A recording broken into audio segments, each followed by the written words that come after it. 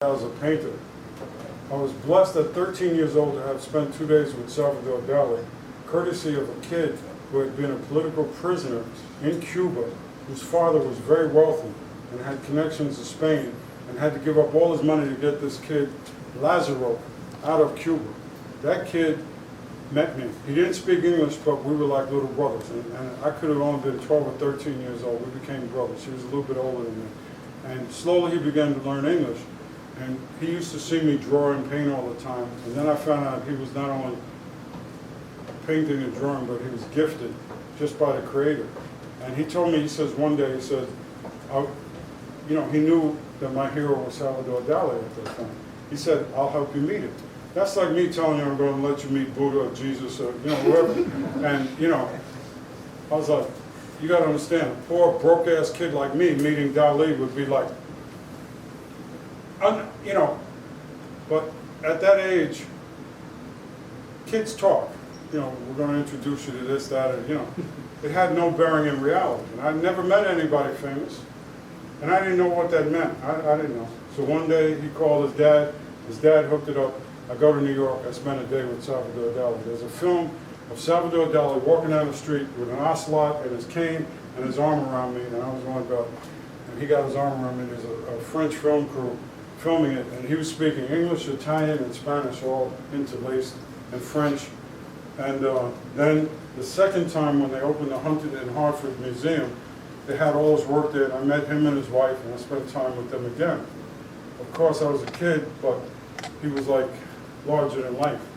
And then fast forward, I was working, I was still painting and drawing, but then everywhere I looked in New York City in the 70s, I'd see these huge murals. And I was enraptured. And you go back 2 days later with a little cheap camera and the shit is gone. It's dogged or tagged or, the city paints over it or whatever. So I started carrying a camera around to document those things. And Che knows the first time he met me, he took me to about 900 alleys within a block of here. And you were with me. And, they probably thought I was like a kid in a candy store. I was in love. I was like, but back to 70s, that's what I was doing. I loved it. So if there was a narrative, it was me trying to capture the art. As a result, I became a photographer. As a result, the rest unfolded. But you have to have the spirit, you have to have the God, you have to have the love, and you got to be, to be in hip-hop and not have beef with people, and to be in hip-hop and not get tested or tried. Believe me, people tried and tested, but I had already had a life.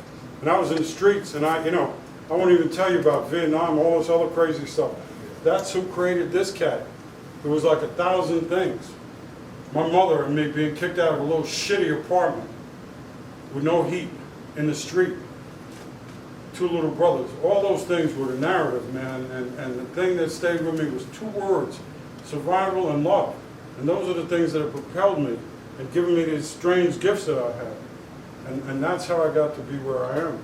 And 1,000 people. And I'll tell you what I tell people. Anytime I was down, there was always them hands to reach me up. And then one day I became those hands.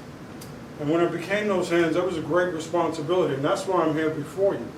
To try to get you to understand that you need to start lifting yourself up, and then you need to start lifting up your community. And like the brother said in the movie, no job is too heavy when everyone lifts.